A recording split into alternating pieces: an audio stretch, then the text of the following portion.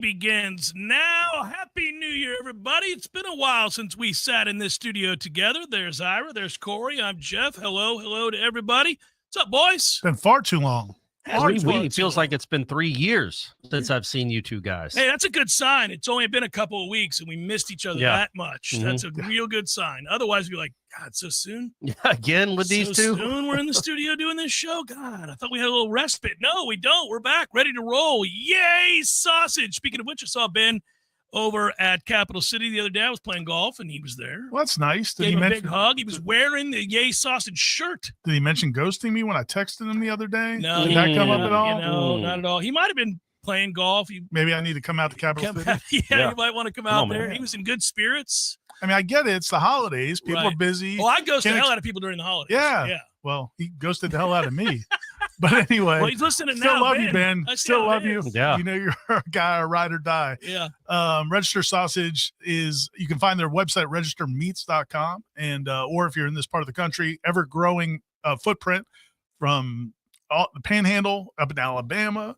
I actually, you know what? I looked up their because I think they're originally based in Cottondale. You're going to do a deep dive Cottondale, here? Florida. I started looking up, doing a little research. Hey, man, he won't get back to me. Yeah, find this out some doing stuff. Some research. Dead? What's happening? But yeah, they started over there in Cottondale, real modest little operation, man. But now it's all over the state of Florida. You can get them down into certainly in Tampa, Orlando, Jacksonville, trying to get down into South Florida. And if you're into the Georgia and the Carolinas, if you go to your local grocery store and they do not have registered sausage, order the varieties. Some of these are stores are half stepping. Yeah, they may just have the basic registered sausage.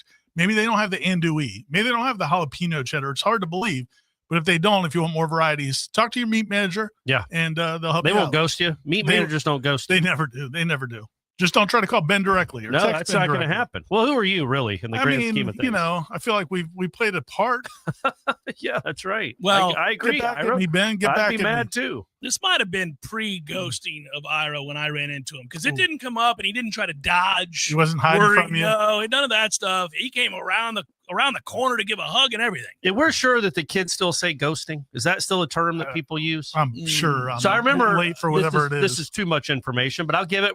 Hey, it's been a long time. I hadn't seen you guys. You gonna tell us last time you ghosted a girl? In between wives, I might have dated and you ghosted some of them. Well, no, I didn't. But when I was hanging out with someone and they're like, look, just don't ghost me. And I'm like, okay, I would never. And I had to Google what that meant because I would have figured ghosting means stalking and not being seen. Or strangling. Well, yeah. Ghost. You can request that. Hey, just don't kill me. No matter how this goes. Well, I don't know that ghosts are scary, and ghosts look at you and you don't know they're there. So that's what I thought ghosting would be like silently stalking from the corner or something. So I didn't ghost. I'm not a ghoster. No, you'll be straightforward when you're leaving. I'm out. This isn't working at all. I'm going to the next best thing. I'm not ghosting. I'm a grown-ass man. That's right. I'm 22 years old. We're not doing all that. And Ben is a grown-ass man, so I don't think he's ghosting you. Dude, I remember when I was coaching Little League Baseball. This is over 10, 12, 13 years ago. And one of the players talked about breaking up with his girlfriend over text. And I remember at the time thinking, man, that's crazy. But I bet you that happens all the time. That's probably the nicest thing you do now. Otherwise, you're ghosting them. You just don't return their text. Their text. Right. They know where you live. Yeah. Presumably, what you drive, where you work. Yeah. I think you have to have some transparency. Like say, different age. It's a different age, Jeff. It ain't gonna work. Since we last got together, Florida State has seen 116 new players come in to the fold, and we were hoping that would be the case. And most of them have been high on my list of things to check off and say that seems to work. Keep them coming. I was talking to Michael Langston, and who does a lot of that coverage for us. And he was talking about a certain player, and he was debating whether or not they should take that player. And then Matt Lasser was debating whether they should take that player. And I'm like, you know what? Take them all. Bring them all in. Every last one of those bitches. Make room. Bring them in. Let's go. Yeah, I said that to Tom on the air. I said, look, man, I don't care. I know the number is 16 or it's 18 or it's 20. I want 37. I don't care if I recognize almost a single soul. There's a couple I want to recognize again. But for the most part, I want to walk over there and be like, that's good. New player. Good. They went 2-10, guys. Your feelings about this team are going to be based on how few people you recognize when we go out to spring practice. You guys are you're going to see it. And you're going to say, Jeff, it's written all over your face. I'm going to walk up. Oh, you're still here. Good luck to you. Yeah. All Good right. luck to You made it. You stayed. You somehow made it again. I did a story today on the website. You can find it at the website, like an early depth chart of linebacker. And we're going to go position by position. And A lot of options. there are. But when I was doing it, I look back and they still have like 50 players returning, which kind of broke my heart a little bit. It's just too many. Too many. It is weird, right? Like we got to imagine that's going to be sliced down after spring. A little bit. It's I don't gotta know be. if it's a ton. So right now they have 16 transfer portal kids. I think they signed 20 high school kids. So that's 36 new players. That's you're almost to half a roster. Keep it going. I still feel like you should be in the 40s. I think the three of us agree with that. Well, the reality is you can get to 105 now with this new world, the 105-man roster. And of the remaining ones over 85 that you don't, if you haven't increased your scholarship, those are going to be walk-ons who get put on scholarship. So theoretically, keep adding. I mean, it's just maybe fewer spots for walk-ons who maybe you wanted to keep on. Yeah. But I don't care if we have a single spot for a walk-on. Let's just keep bringing them in. Some guys Let's that can play. Can play a little bit. Corey, I read your article on the website that we've the three of us talked about this before it started, and now we're all documenting it. And they have gone the route that they needed to go, which is at least bring in people you've seen do it at a college level. It could be a different level, but bring in people who have been good playing college football and have been productive playing college football. And that's what they've done. Now, I think we'll all agree we don't know if it's going to work. We'll see. Yeah. It could fail miserably. We've learned our lesson about presuming anything, but I think they've given them the best chance to succeed. By I would be in surprised if players. the offense failed miserably or even anywhere close to what the offense was last year. It couldn't. I know it's the worst offense in 50 years at Florida State, one of the worst of all time. But when they're going to have nothing but new starters, right? Are they going to who's the Landon Thomas? Does he count as a returning starter? Yeah. And Richie Leonard before he got hurt. Yeah, that's it. The whole offense, you're bringing in two guys. I don't know if they're all serious upgrades. I think the offensive line will be upgraded. We'll see by how much. But you hope the running backs are better. I darn sure know the receivers are going to be better because those two guys have done it. Duke Robinson and Squirrel White. Those are guys that have done it, and they might be. Deuce might be a guy that has a breakout year. Squirrel White is. I mean, he's got to be healthy. He had some injury questions. Yeah, but if he's healthy, he's a playmaker, like a legitimate big-time playmaker. The nice thing about him, and kind of along the same lines of Castellanos, and maybe a Chroma running back, and some of these guys, is that they're guys that they don't have to have the offense functioning for them to make plays. And that was the thing, I got asked, the On3 Oregon site was asking me some questions about Malik Benson, and I was like, man, I think he's a fine college receiver in a functioning offense. Right. But he's not a guy, we saw it. He's not a guy you can just throw a bubble to and he's just going to make plays. That's not who he is. But I think Squirrel White is shown some of that ability. Without question. And his whole thing is get him the ball in space whatever way you can because he's so fast. That's really the whole thing, and elusive. The squirrel thing's been a big topic. Yeah. No, but you had to laugh and smile. I did. Fond memories. It was. I wouldn't say it was fond memories, but it was memories for sure, and they're indelible. They'll never go away. But yeah, it's cool to have a squirrel back in the program. That was that was 12 years ago. That thing jumped on my leg. Well, I think October of 2012. Well, so I actually on Facebook, on the Facebook Seminole Headlines, I posted the video where we did the reenactment. Well, it was a wonderful walkthrough. Yes, yeah, everything. We relived it. And for some reason, Zuckerberg, it won't play anymore. It's still there, but it won't play. That's weird. Yeah, it sucks. Well, go back to your phone. Quality read. Is it still on your phone? Yeah, I'm sure. You didn't delete that? So my Razor, my flip phone. Your flip phone. But your Palm Pilot. The BlackBerry. How did this thing out? But it was posted in 2012. And man, so some of the comments on Twitter, people that don't know the story, maybe we should just tell it real quick. Yeah, real quick. So we used to ESPN Radio, where I got hired to work, was in a small house in the All Saints district over by FSU's campus off of Gaines.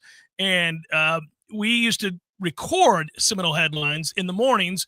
These two gentlemen would come to the studio. We'd sit down. It was a very, very cozy environment is the way to say it. Yeah.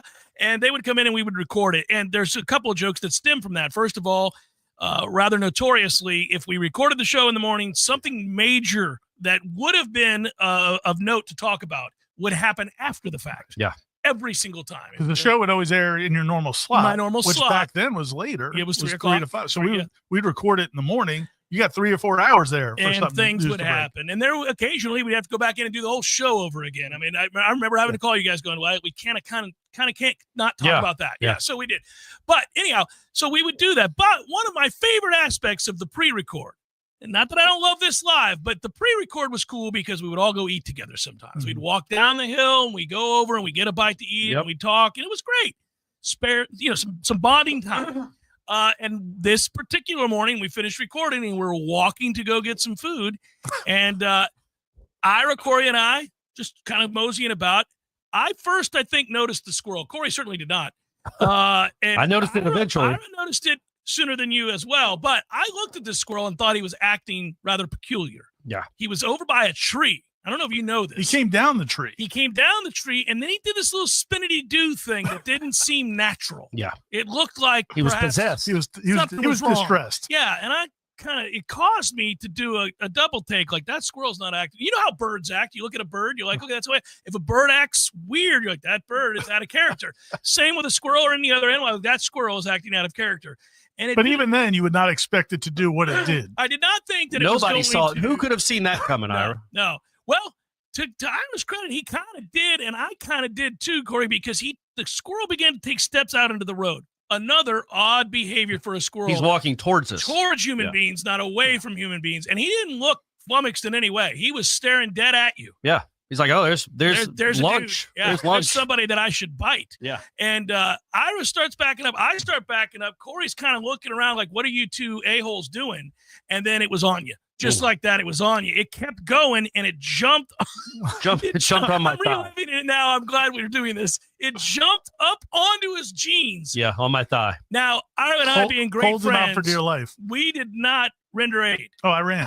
Ira sprinted. Now, he's the same guy that if we're in the press box, he's a bee. He has to flee the press box. We're using sprint loosely. Yeah, so Ira ran. He just ran away. I lost track of Ira. I had no idea where he was.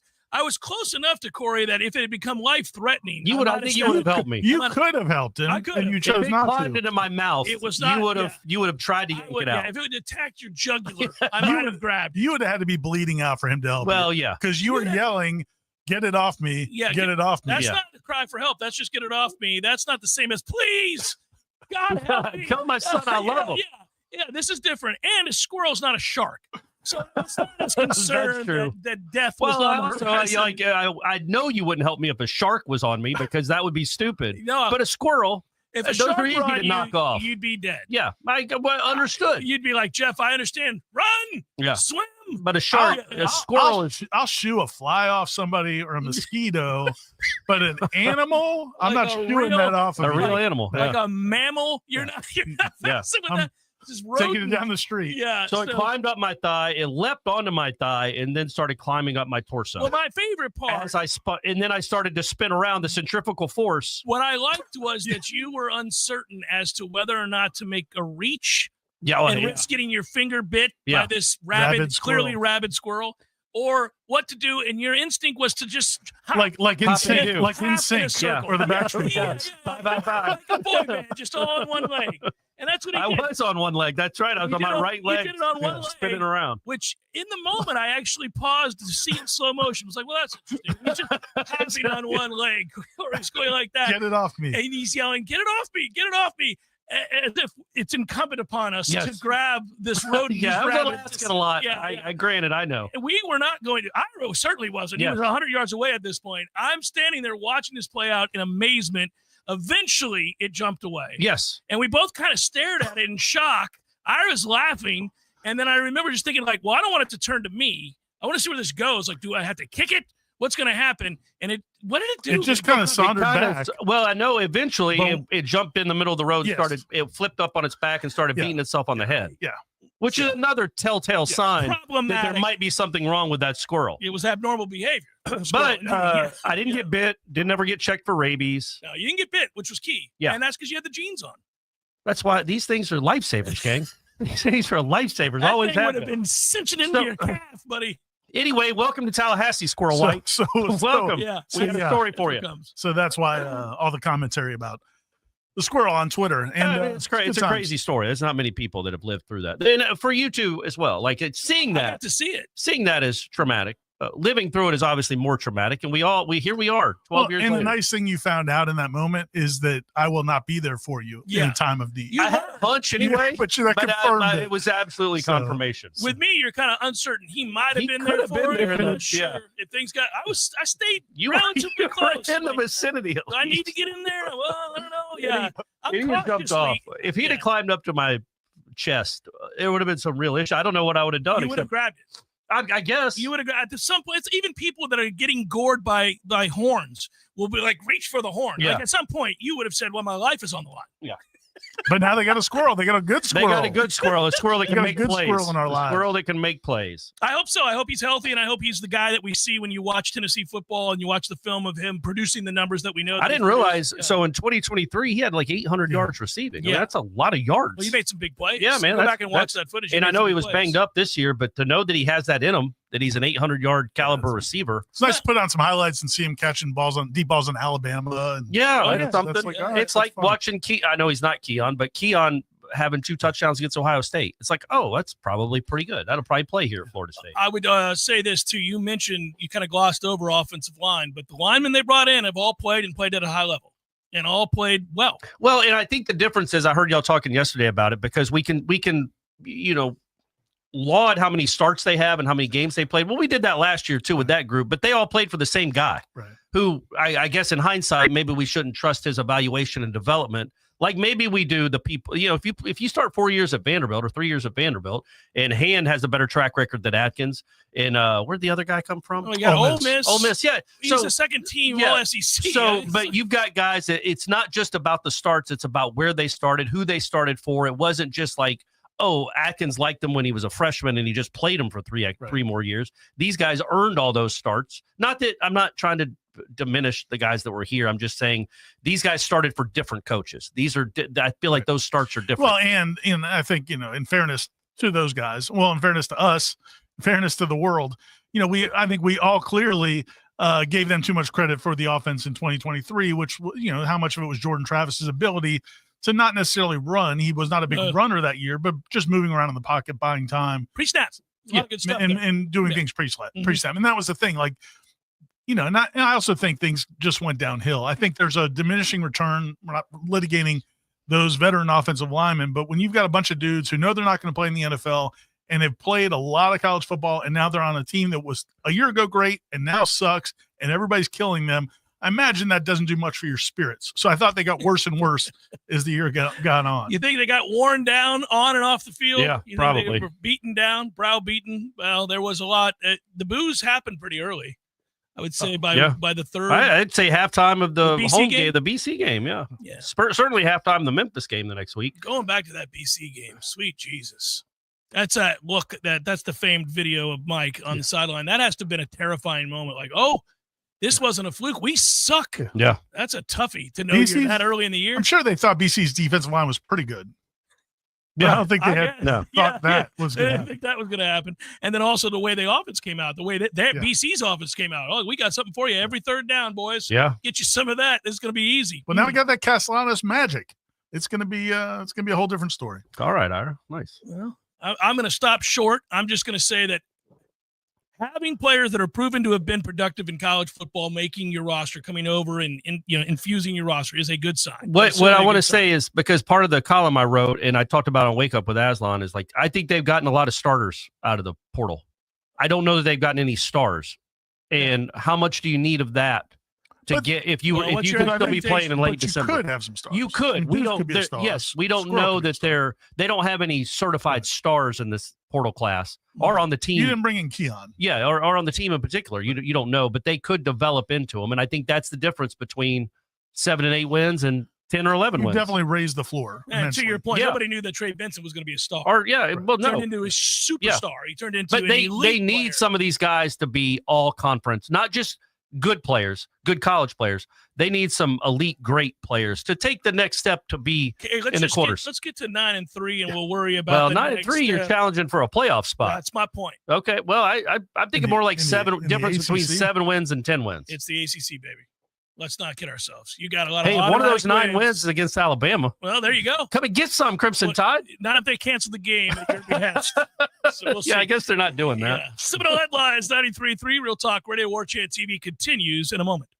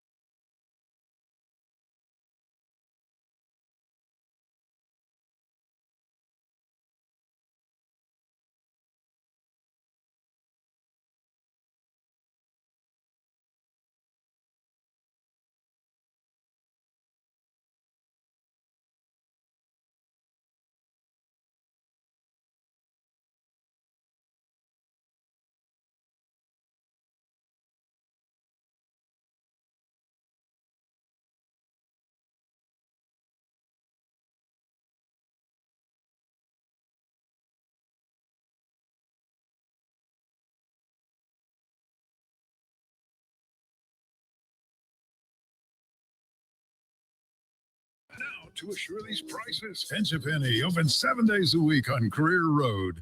Life is stressful. Dinner shouldn't be. That motto is why Register Sausage has been doing business in the Florida Panhandle and Lower Alabama for over 75 years. A proud sponsor of Seminole Headlines, Register Sausage always provides the best Southern smoked sausage to over 140 grocery stores and restaurants throughout the Southeast. Headliners have discovered the Register's difference. You can too. To find a store that carries Registers near you or to buy directly, head to registermeats.com. That's registermeats.com.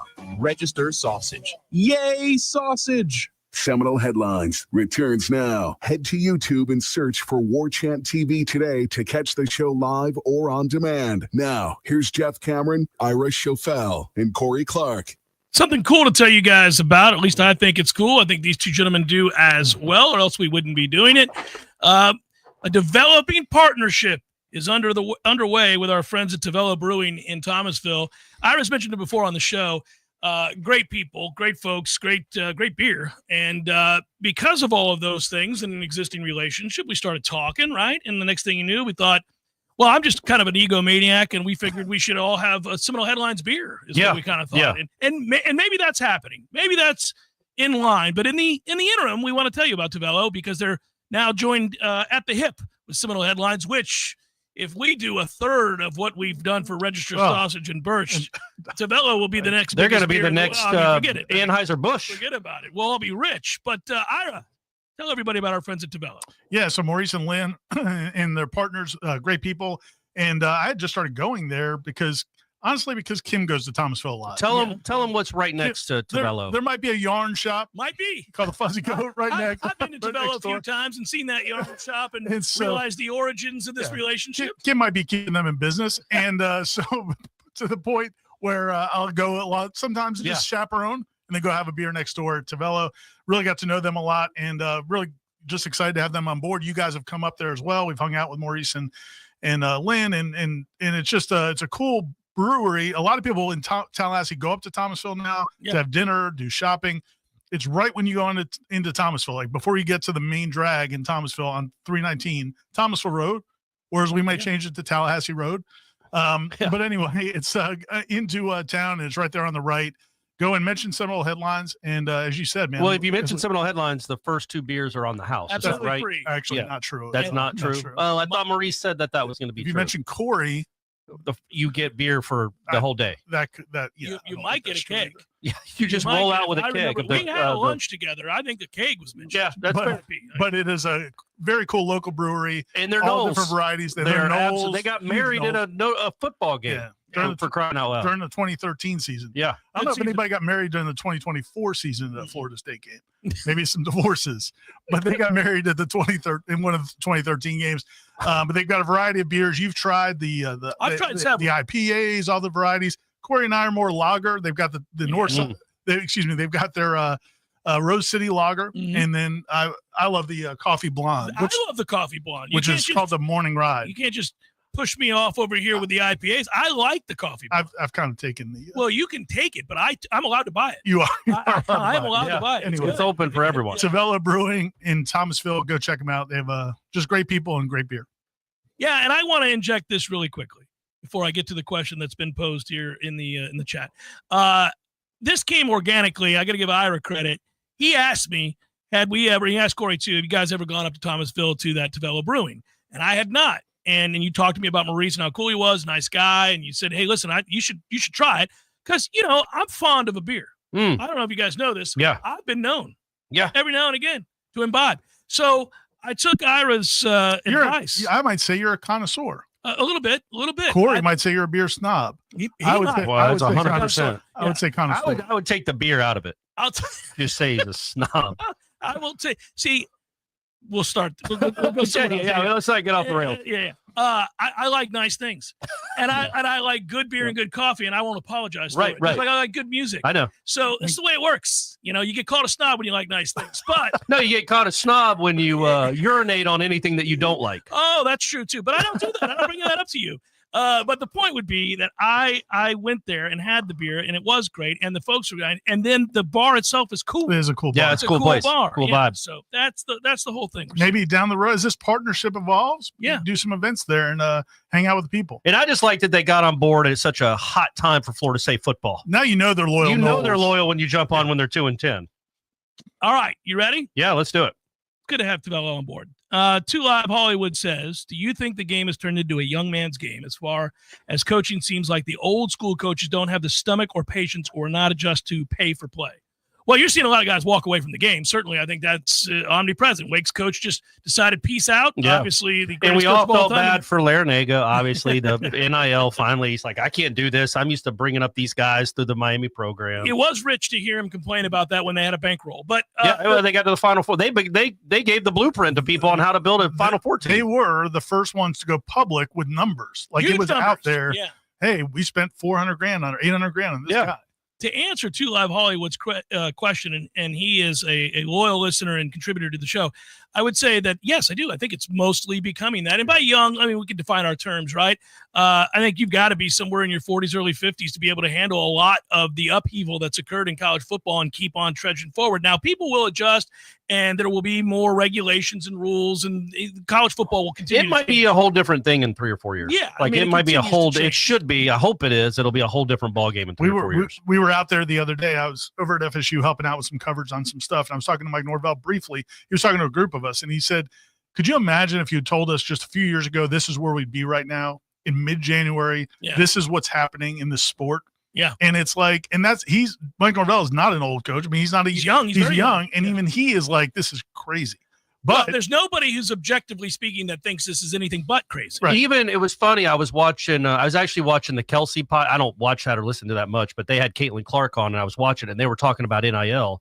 And Travis Kelsey just started busting out laughing, saying they are free agents every year. It's crazy. Yeah, and it's like, and even an NFL player that's a multi-gazillionaire and his brother who's a multi-millionaire, they all even see how crazy and ridiculous that is. I would say this. They know it's untenable, right? It's not something that can work long-term for the sport.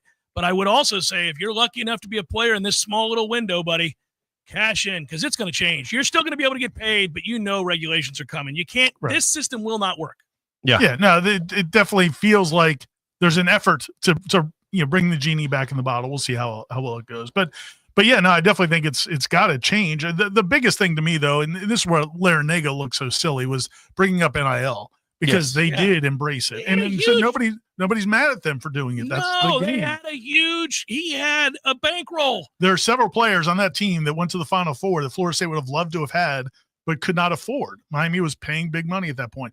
I would say this, though, like he's not paying big money apparently. Anyway, so rhetorical. But no, got me flustered, Corey. It was funny, but it's the unlimited transfers is the problem. Yes, that's people correct. use NIL as a catch-all. It's the unlimited transfers. Of course it is. Yeah, free agent year to year to year to year. It's crazy and it's untenable. And the money, and again, it wasn't a huge splash in terms of concern, but when D.D. Holmes went in the portal recently, that's a guy who is freshman defensive end, was not lighting it up in practice, never really got on the field, got in for one thinks game. He's going to be a star, buddy. And the numbers you're hearing that what it would have cost for them to keep him is just crazy. Yeah, you can't do that. Yeah. No, you can't. But and the thing is, we're not saying this from the standpoint of begrudging we're not mad for at anybody the kid, who leaves. I'd leave too if I was offered that kind of money, especially if I knew I wasn't any good. But I mean, it's like that is you don't begrudge them that, but it's also why it's untenable. And it's the year over year over year just leaving. But I also think we're getting more coaches that have now, in the next, if it doesn't change, and God willing it will, there'll be more coaches that have grown up being used to this. You know what I mean? This is the sport that they know. So the old coaches will be out of the game, but I think Norvell I don't think this is, making Norvell rethink what he wants to do for a living because he's kind of he's not grown up with it, but he adjusted really well to it initially. There's only so much you can adjust to, though. With unlimited free agency, like Ira was referencing to, it does become something that I don't think most people who've made their money are going to stick around and deal with. You cannot sustain success if you have to re-recruit your roster as well. It's also got to be exhausting, knowing as soon as the season's over, well, here we go. Here's another month of pure chaos to try to figure out who my roster is next year. I also love that the coaches are so desperate for talent that you could have a guy that literally has been to 4 schools, not calling my guy out, Tomiwa, but you've been to 4 schools now, and it hasn't worked out in any of them. Yeah, you might wonder why. Another Big Ten school's yes, we want you. Yeah, and I'll give you another example yesterday. I mean, I hope it works for him, and I got nothing against him, and it broke my heart that it didn't work out here. But wouldn't you have a raised eyebrow about Marvin Jones Jr. at this point if you're Oklahoma? For sure. But they're like, we'll give it a shot. Yeah, we'll take him. Not much productivity in the last few years, but hey, we'll bring him on in. And again, I don't begrudge the kid to take the money and goes on and does that. But man, it is funny. You're right. The desperation look, Mike is in that situation. Oh, right yeah, now. yeah. I mean, they just went 2-10. They're going to overpay for a lot of the kids that they just brought in. Can we speak? And they have no choice. Can we speak about defensive end for a second? Because do we think, and Lord knows they didn't get a lot of production from that position. And I know it's a whole different defense, but I don't. The one thing I haven't liked what's happened in the portal so far is I don't think they've gotten good enough on the defensive line. I think Daryl Jackson coming back is a huge. That's almost like a portal get. That is a portal get, and it's a great one. But man, other than the Williams kid at Nebraska, I don't. They haven't made an upgrade there. I think they're obviously going to be better at linebacker. I think they're going to be better all over the offense. Yes, well, even if Herring and the Thompson kid, they might not be NFL players, but they're good college football players, and they should make the other guys around them better because they're veterans. I also think the Lavalle kid's going to be good. Sure, yeah. But the defensive line, it's I'm still wanting a little more, and I don't know that Patrick Payton and Marvin Jones right now. I don't know that you've upgraded from them, and neither one of them were any good. You know what I'm saying? That's my concern a little bit. So that's the next depth chart piece we're doing for the site, Corey. Right. You don't have to tell me, man. I was at the meeting. What is interesting about it is I agree with you that there's not a lot of proven commodities, especially the edge. I feel pretty good about defensive tackle. When you think about Daryl Jackson, you think about the freshmen they're bringing in, Kevin Wynn, you think about Daniel Lyons. The Wynn kid's a stud. Yeah, KJ Sampson. Like, they have a bunch of dudes I think that they could throw at defensive tackle. The ends, like you said, there's not a lot of proven there, but man, they've got they've thrown numbers at it. I mean, I think it's like 16 or 17 total defensive linemen they're going to have this spring. It's crazy. And how many are like, Daryl Jackson's an NFL player. Well, I mean, some of the young guys we don't know. We don't know. That's what I'm saying. Yeah. The unproven. And James Williams, I mean, I maybe could have the potential. Yeah, I mean, he might have an enormous upside. Just looking at his pass rush numbers. They're not done, by the way, from what I can tell. And you can also add in April. And now you overpay in April, but you can do that. If there's I think there's a chance they bring in another couple guys. And there's a guy out of Georgia that just went in the portal yesterday, outside linebacker, defensive end, who they certainly could. Hey, they're hitting about 500 on those Georgia defensive ends. I like it. They're either otherworldly, game-changing potential players like Jermaine Johnson, or it just didn't work out. Yeah, it's kind. It was polite. Just didn't work out. Just trying to be nice. Yeah. So they have thrown numbers at it, but I don't know that they've got proven. It's not like a linebacker. Linebacker, they've got more proven. Yes, and I just think as I look at this portal class, it's such a big deal. That's such an important part of a football team is up front on the defense. I'm sure there are some people listening to this saying, and some of these guys played a lot of college football. Deontay McCray. Yeah. Some of these guys that they're bringing in have played a lot of college football and have numbers, but it's not necessarily like you're like, oh, that's a difference maker. Yeah. Yeah, there's some guys some that Gilbert Edmond vibe. Looks like that's what I'm saying. It seems like more of a Gilbert Edmond vibe than the guys that were really good. That's why we say define your terms about the expectations coming into the year. Like you got a bunch of guys that have played a lot of college football. You've seen it. Some of them have played at a really high level. All have played. All are guys that aren't like.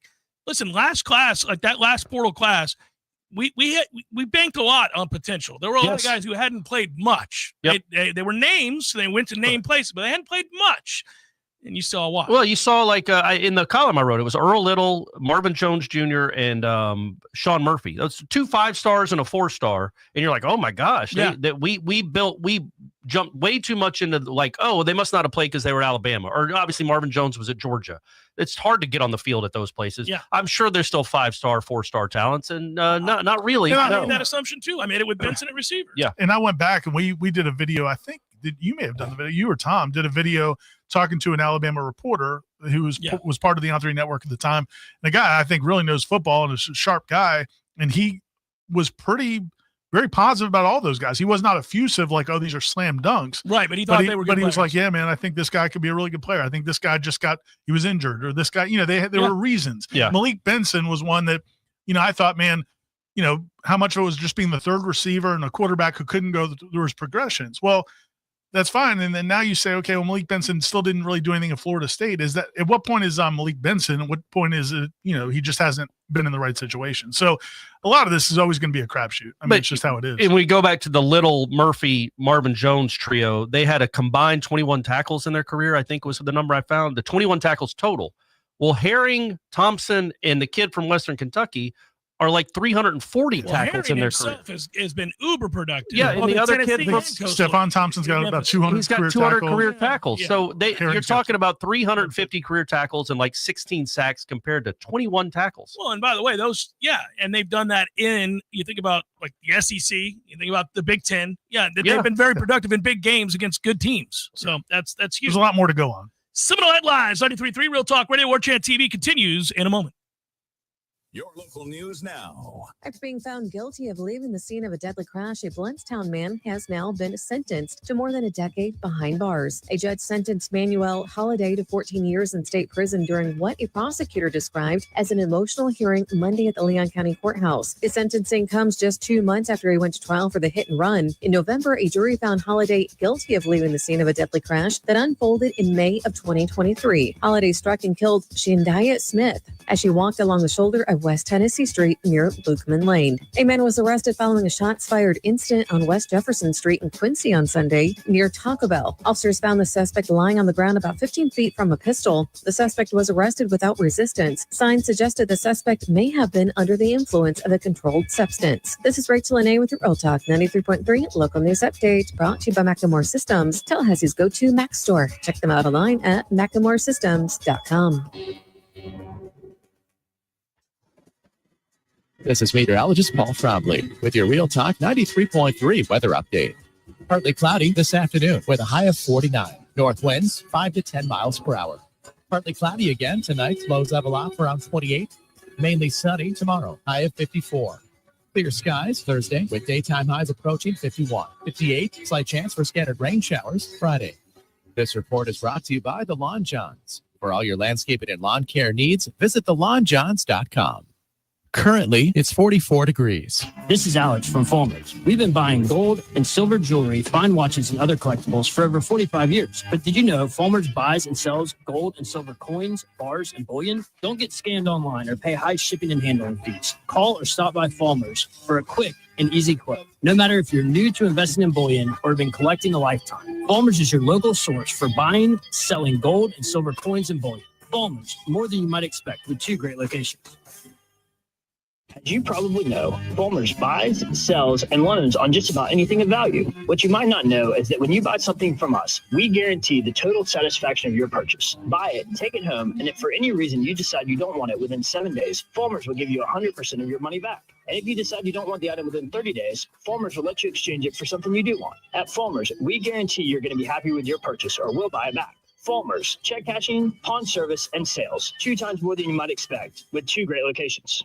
Life is stressful. Dinner shouldn't be. That motto is why Register Sausage has been doing business in the Florida Panhandle and Lower Alabama for over 75 years. A proud sponsor of Seminole Headlines, Register Sausage always provides the best Southern smoked sausage to over 140 grocery stores and restaurants throughout the Southeast. Headliners have discovered the Register's difference. You can too. To find a store that carries Registers near you or to buy directly, head to registermeats.com. That's registermeats.com. Register Sausage. Yay, sausage! Seminole Headlines returns now. Head to YouTube and search for Warchant TV today to catch the show live or on demand. Now, here's Jeff Cameron, Ira Schofel, and Corey Clark.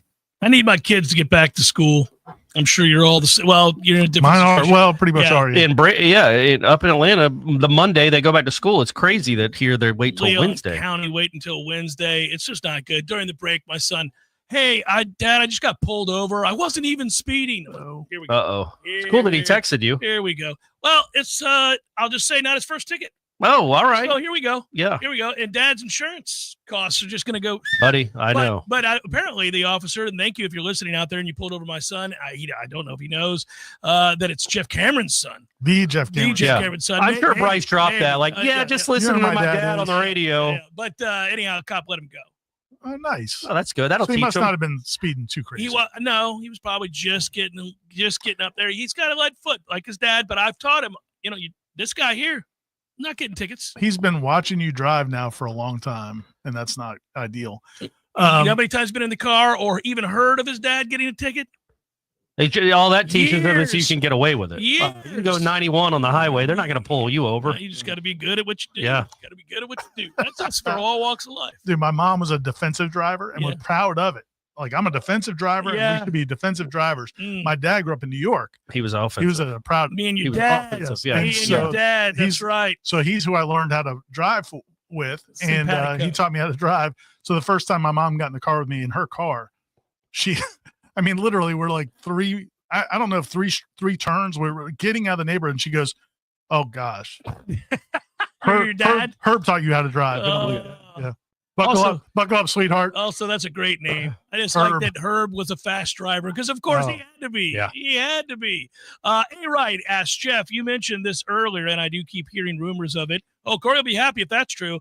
But percentage chance do you think that Alabama game is played? I blame you for all of this. I don't know. Screw that. I blame it's crazy. you for all of I this. blame Herbstreit and Thank you, ESPN right. and Thank the you. powers that be. What are the odds, legitimately? We'll skip Alabama. That they played Georgia. That series. That's why I'm asking. I know. I didn't say, hey, how are they going to play But when you Georgia? bring it up, it just adds to the, I heard the guys on the radio saying they're probably not going to play it. You've been beating the drum about Alabama Let me for 6 say months. that I have not heard anything about games being canceled. I'm asking, what do you think the odds are that 2 years from now, is it 2 or 3 years from now, they open up with Georgia? Here's the thing, man. The whole schedule might be different. No, We don't even. it The SEC might could. go to 10 games. Well, it could, and Florida State could be out of it. But the whole the whole comment that Sankey made about the SEC reevaluating their non-conference schedule was such nonsense because that's not where their losses came from. I know. It was so stupid. Yeah. I know. I laughed when he said it. I mean, was it's just moronic. what are you talking about? That's not, yeah. No. I would love for Florida State to play in Athens. I think it would be really cool. They lost to crappy SEC teams. But I would 6 and say 16. odds are those games get played are 50-50 at best. I don't know. Because of Could be 90 to 10. the ever-changing world of college football, and they'll probably just say, well, we're going to go to the SEC would love to go to 12 conference games. Then you don't have to compare them to anyone. And it's like, look, we all went 8-4. This is the best league. Put 7 of us in. Corey, to answer your question, we don't play them, obviously, this upcoming year. We do not play Georgia in 2026. Yeah, it's 2027. 7 and 8. Yeah. Yeah, 2027. I'm not saying I was a big proponent of them scheduling Alabama back-to-back and Georgia back-to-back. That's good. Get on that.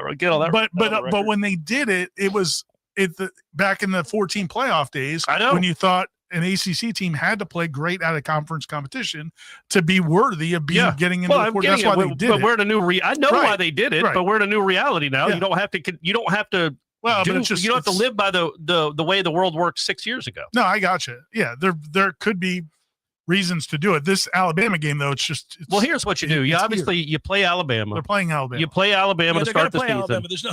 Yeah. You're not going back to Tuscaloosa. You're just going to rip that contract up like Wake did with Ole Miss. I'd like to go back to Tuscaloosa. It's going to be cool to beat them in Tuscaloosa. Yeah, okay. Good times. By the way, Castellanos will be his 30 starts under his belt. By the way, we don't even get to the joy of playing between the hedges until 2028. Yeah.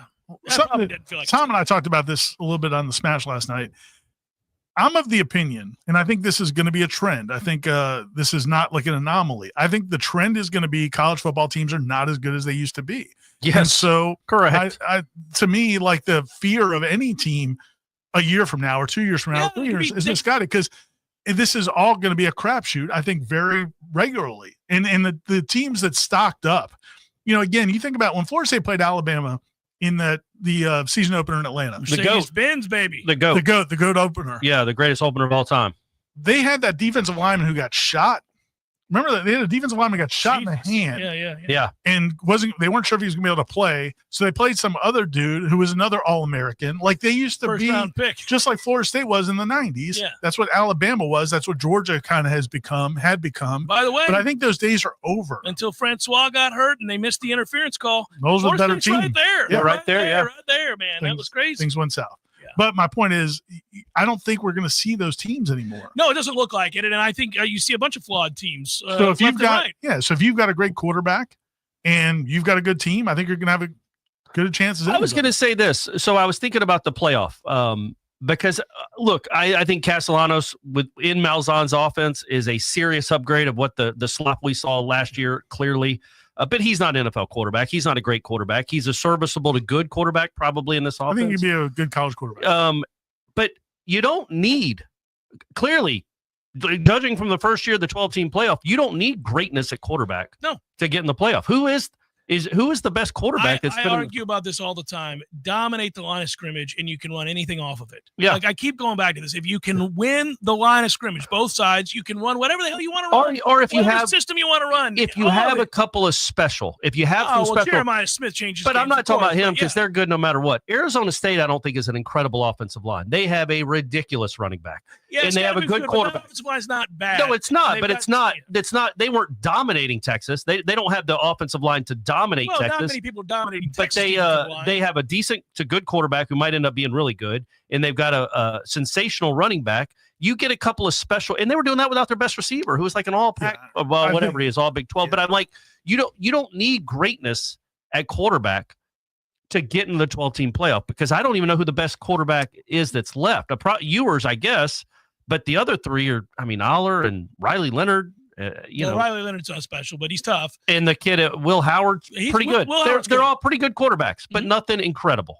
They're not. Sure. They're not first round picks. May not even be second round picks. Yeah, you have to have something, and if you do have a great quarterback, it can make up for a lot of other problems. That's what we saw with Jordan Travis. That offensive line was made to look better than what it was. The thing I would say about the Arizona State Texas game though, is just you don't think it was targeting, right? You thought they got it right. No, what I was going to say though is Texas, I thought went into that game with a little bit of false bravado that they were gonna hit Scotabo enough to make him not want it anymore. And then once they realized, oh, this dude doesn't care. He's like an MMA fighter that you could break his arm and he's going to keep fighting for whatever helps him get to that point, but that is who he is. What is that? I don't know. I don't know, man. That ain't normal. Yeah, but, it's definitely he ain't normal. But and then at that point, Texas guys were like, okay, this isn't fun anymore. Well, like it's weird too. I thought that you have not just a special guy, but like such a other world. Like there aren't many people like that. It's a little crazy. Where and then because the Texas guys started making business decisions. Yeah. And he's a tough dude. Yeah. Yeah. Well, and also you screw up in the red zone and miss a bunch of field goals. And next thing you know, 24-8 becomes tied. And you're like, holy moly, we're in a game. And then the pressure all shifts to you. It's really strange. Yes, in a 12-team But the point being, Texas's roster is so much more talented top to bottom than Arizona State's. It's not close. In that game, they were 4th and 13 from losing. That's the beauty of college football. You give yourself a chance. If you're not horrible, you give yourself a chance even against a team that has 14 draft picks. Yeah, I think it's SMU. If SMU's quarterback doesn't completely fall apart, it's a they game. could have gone. It's a game. Yeah, I mean, he misses a wide open touchdown on the first play, drive. He didn't just miss. He sucks. He was horrible. That was an embarrassment. He was horrible. That moment was. He was horrible. Way too big. But SMU wasn't just pushed all over the field. But they're also not like a great team. They're not a great team. But here they are. I thought that's if Florida my State point. had anything, they would be. I don't think this is an anomaly. I think this is what we're going to be seeing in college football. I think is it Bill Connolly? Who's the Conley? Yeah, Bill Connolly. ESPN? I think he put out some numbers that talked about how just the quality of football is really dropped. And I think that's going to continue as we go down this path. Well, it'll become more NFL like. Yeah, well, yeah. This is what we're the already Chiefs seeing. are what trend. had 15 wins and 10 of them were by like a point. Last possessions. You see the trend, and it's I don't disagree that the dispersion of talent is such that you're going to see a lot. That's why I think it helps mitigate when you do make the shift. Whenever you get to let's say we go to the Florida State goes to the SEC or the Big Ten or whatever. Initially, I was telling my fellow Florida State alumni and fans, I would say, look, guys, that's going to be an adjustment. It's not that we're so vastly inferior to the SEC. It's just that week after week after week, you're going into a 90,000-seat stadium, and if things go south for you early, it can get away from you. You can lose more games than you do in the ACC. Mm-hmm. And while I think most people were willing to concede that, I said, well, okay, well, then be happy with 9-3 and 8-4 if it happens. But now you can go 9-3 in that league, and when we go to 14 and 16 teams, which they're going to do, you're going to the playoff. Yeah. And that's all you really got to do. Like, Penn State fans are finally happy. They're in the playoff now. Do we think they're going to win it? I don't. They got a pretty decent chance. I guess. I'll bet you on that later. But I'm not betting it. I'm just saying it's not a 0% chance. It's not a 0% chance. Right. They're still there. But the point is, no matter if they don't, they could lose by 30 in this next game. Their fans are going to look at this year as a huge success. Yeah. Just getting to the playoffs. It's a huge success. Hour number 2, headliner questions coming your way. Hang in. Every journey starts with a first step, a daring step. But what they don't say about first steps is that you have to keep going, taking step after step, and eventually you take a big leap, accomplishing more than you ever thought possible. After 57 years, Tallahassee Community College is soaring even higher, and we're now officially Tallahassee State College. We invite you to take a step and visit Tallahassee State College. Learn more at tsc.fl.edu. Time. It's the one thing we never get back. We can't create it. We can't buy it. We can't store it somewhere. Once it's gone for good, which makes it the most valuable thing we have. The only real question is how we spend our time. So, how much time are you spending every day running in circles with a computer network using old software on old equipment that's wasting your time, that gets in the way and leaves you feeling angry and frustrated? Let's fix that. Call Crown Networking.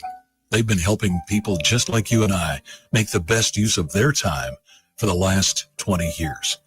Now is the time for you to make the call. Here's the number in Tallahassee, 850-999-0090, 999-0090, or online at crownnetworking.com. Oh, and talk to them about getting you a new phone system, too. It's time. There's nothing like relaxing in a hot tub after a long day. But if you don't have one, you're truly missing out. Hot tubs and spas have tremendous health benefits, besides just helping you relax.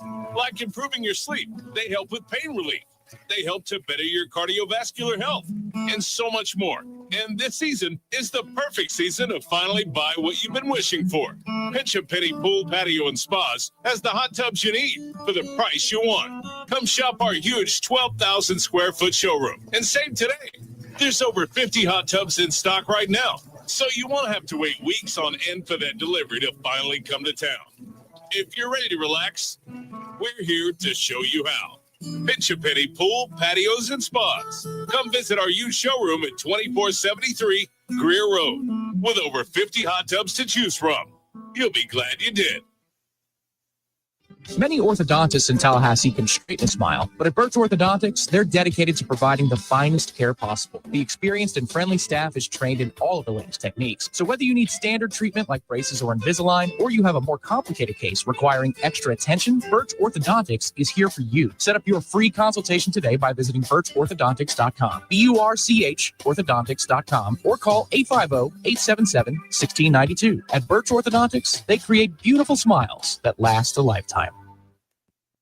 WVFP, Gretna, Tallahassee. This is Real Talk 93.3. You're listening to Seminole Headlines with Ira, Corey, and Jeff. Stay tuned for more headlines coming up. Your sports action update on Real Talk 93.3 with all the latest odds from Vegas. Brought to you by Palmar's Pawn, Gun and Gold. More than you might expect with two great locations in Tallahassee. The Florida Gators in top-ranked Tennessee meet at the O'Connell Center today. Florida has won 13 of 14 to start the season. Tennessee, a 14-0 perfect start to the year. They're number one of the country. The Gators are the 2.5-point home favorite against the Volunteers. The total bet down from 149.5 to 148.5. In the NHL today, the Tampa Bay Lightning look to end a 4-game losing streak. They're minus 105 of the money line at home against the Carolina Hurricanes, minus 115. The total is 6.5, shaded to the under at Amalie Arena. Carolina has dropped 11 of 20 on the road this season. $250 bonus and you open up a G-Bank Visa signature card. Visa.com/G-Bank. Mike Sennett, Real Talk 93.3. Now's the time to shop limited time doorbuster deals during Pro Savings Days at Lowe's. Save $50 on a Little Giant King Combo 6-foot ladder. Was $199, now $149. Plus, save $100 on a DeWalt XR 20-volt Power Stack 5 amp-hour battery. Was $199, now $99. Get these can't-miss deals now before they're gone. Lowe's knows savings. Lowe's knows Pro. Doorbusters valid 1/13 through 1/15. Selection varies by location while supplies last. Joe Montana here. In my football days, I knew the importance of a strong defense. Now I'm sharing how you can help defend your health against pneumococcal pneumonia and invasive pneumococcal disease. Are you 50 or older like me? The CDC now recommends vaccination against pneumococcal disease. Even if you're healthy, your age puts you at increased risk and over 6 times greater risk of hospitalization with pneumococcal pneumonia than adults under 50. Schedule your appointment today at vaxassist.com. Sponsored by Pfizer. There is no school, there is comfortable, no school, compared to the best. No heating and air conditioning, everything you comfortable is what really does. No matter how busy life gets, your home is the place where your family and friends show you they care and celebrate with you. That's why the professionals at Barano Heating and Air Conditioning always make sure your home is comfortable. Just like those who matter to you most, Barano will always be there for you. This is Tyler from Barano Heating and Air. Now you can schedule an appointment, purchase or renew your service agreement, or pay your bill from your mobile device. Any day, anytime, anywhere. When you turn to the experts at Carrier and Barano Heating and Air. Online at baranoac.com. Florida license number CAC 1816186. There's no heating and air conditioning. There's fun to be had every night at the Corner Pocket. Take home prizes on Trivia Tuesdays and Beer Bingo Thursdays. And kickstart your weekend with Martini Fridays. Plus, happy hour runs every weekday and game day specials every time the Noles take the field. Watch all the best games at the Corner Pocket's Vegas Wall, featuring 560 inches of flat screen TV heaven. Really? The best food, the best drinks, and the best place to watch all the games. Tallahassee loves the Corner Pocket. From the championship stage to coaching change and everything in between, Warchant.com remains your home for the best FSU football coverage in the business. Brutally honest columns and features, market-leading multimedia presence across video and podcast, the largest FSU fan community with a staff that combines for over 100 years of experience covering the Noles. When change comes, Warchant.com is your home for analysis from every angle. Warchant.com, your ultimate Seminole sports source. Sign up today. It's time for Seminole Headlines, featuring Warchant.com's Jeff Cameron, managing editor Ira Schofel, and senior writer Corey Clark. Your weekly dose of all things FSU, pistols, and pies starts right now. Here's Jeff Cameron. Hour number 2, Seminole Headlines, headliner questions coming your way. Thanks for being here. It's good to be back with you, as we stated in the last hour. There's Ira, there's Corey, I'm Jeff. Thanks for being here, everybody, and thanks to Dr. Birch and Birch Orthodontics. New year, they're still here, still kicking ass. Ride or die. Steady Eddie. We have no worries with Dr. Birch, and neither with you guys. Because if you go there, if your kids need it or you need it, whomever it is, you get the best that there is in orthodontic care. Did you ever, let me ask you this, did you ever one time in all your times going to Dr. Birch's office for your 2 kids, one of them was a troubled case? Troubled kid. Yeah. Troubled case. Looked like an alien. Challenging case there, Yeah, Clark. Yeah. Did you ever, like, at any point think to myself, you know what? I wish they would do this differently. I wish they didn't do this. Did you ever have any? No, never. It's pretty remarkable. I've got problems with you guys every week. Yeah. I just wished it took a day. Yeah, it could have been a little quicker. I would have liked that, but that's not the way the And process they works. have the technology to do it. They just don't want it. They just don't want to. Yeah. It's like light bulbs that there we burn go. out. Yeah, Planned obsolescence. That's right. But Dr. Birch and Birch Orthodontics is really, we can't recommend them highly enough. More highly. Take 2. Start it over. Start the whole hour over. We can't say enough about Birch Orthodontics. Yeah. Free consultations. Again, they take problem cases. I had one of our children had some issues as well, and man, came out with flying colors. All the kids have beautiful teeth. I tweeted a picture of Alexi yesterday. I saw the picture. See the great teeth. How great is she smile. a senior? This is not possible that your kids are like all done. Everything's over. It's Brittany's all happening. engaged. Did I tell you all that? I mean, they grow up so fast. Man. They grow up so And fast. he's moving out. He's engaged. But birchorthodontics.com is the website, and again, go check them out. They'll take care of you. The picture made me smile, and it's a great picture, and it's a wonderful achievement as you get set to watch her graduate after this year. But it bothered me. It hurt my feelings a little bit. Yeah, man, we're I've known you old. for a very long time, and they were all They were tots. little kids. I remember, I remember when one was born. We go back that far, and obviously, Corey, your You kid came to the hospital when Molly was born. I did. Yeah, sure did. It's just crazy, and now here we are. What's Molly, 42? Yeah. 2 How mortgages. does this even Not quite. happen? It's just insane. All right. Good job, Dr. Birch. Yes. Yeah. I got some. We're all getting old. Hey, I'll just say this, though. Clark is on the home stretch. I'm told that this next visit might be the last. They may make the decision right there. Time for these things to go. Should we have the marching chiefs come over or something? Like some sort of celebration? The man, you don't need the whole 400. I'm ready to Just the celebrate. basketball sound. version. Yeah. Okay, David writes, hey, guys, what's each of your best years when combining an FSU football season with your favorite NFL team? My worst ever was this year, writes David, with the Noles and Jags. Ooh. That's a toughie. Yeah, that's tough. You know That is what? tough. And what's interesting about both of them is they both went in with like really high hopes. Like the Jacksonville media, when we were over there in the preseason, they believed. They really thought, man, this team's It's the NFL, man. pretty loaded. It's the NFL. It's not like they got blown off the field in any of those most of those games either. They just they lose. Well, it is weird, though, what happened there, because you had a coach who'd won a Super Bowl and then was also on an upward trajectory. He, with a young quarterback, obviously comes in, saves the day from Urban Meyer, and you have a situation, Doug Peterson and that team is moving in the right direction. They go to the playoffs. They go play the Chiefs on the road. If you recall, he has a great game. He's slapping 5 with his players coming into the locker room, born leader, right, all these things. They win 8 of their first 10 games the next year. Peace. Yeah. It's over. That's a wrap. The dream is over. So, he's fired. That kid He can't throw a forward pass. Yeah, it's just amazing. So I guess mine would be not great, but 98 because the Falcons made the Super Bowl. Oh, well, that's the answer. Didn't win it, but they made it. Well, the same sort of heartbreak. And then with Florida FSU. State lost out in the Fiesta Bowl with Peter Warrick getting 1 touch. So I'm not going to blame Outson. I blame the OC for having Peter Warrick touch the ball once on offense. I drove there. Fair enough. I know. So what's yours was probably when did the Bucks lose to the Rams in the NFC Championship game? That's the year of the Bert Emanuel rule. 99, 2000? Because the Rams won it. Right, the Rams won the whole thing. So that was right before Brady started winning. So that was around the turn. So it had to be that year because the football team was very good that year. The Bucks also won the Super Bowl in 2002.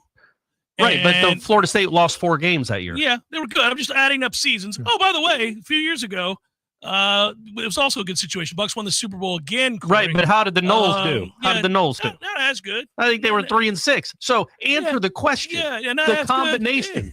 The combination is. I gave you the right answer. I think. I think you did. Yeah, I was just trying to I harken think back that was to 90. that year. All the Super Bowl wins. I think 99. Well, the playoff wins too. You know that most playoff wins this decade besides Kansas City. I don't know if Corey knew that. Right. Yeah, Really? Yeah, the Bucks do. Wow. Yeah. And how about this? I wanted to bring this up real quick. So the whole thought that we don't want to put teams in the playoffs that can't win the national championship, like SMU wasn't going to win a national championship. Neither was Indiana.